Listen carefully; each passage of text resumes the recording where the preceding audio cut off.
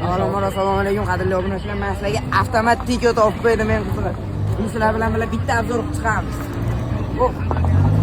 Mashinamiz yili keladigan bo'lsa, yili 96-yilda ishlab chiqarilgan. Ichki holatlari juda go'zal holatda turibdi mana. Kovriklari bor. Avtomat korobka mana, o'ng qaranglar. Korobkasi umuman ishi yo'q. 277 ming kilometrni bosib o'tgan. Yosh katta tog'amiz mingan ekanlar. Orqasini tekisdan. Hop. Bizinda harakatlanadi, mana ikkita kalongachalarga. Shu mashinamiz. Ota operatsiyasi qanaqa bu mashinamizni? Yengil sepilgan, udar yo'q. Yo'q. Udari yo'q. Mana oldlarni ertaga ko'rsataman sizlarga.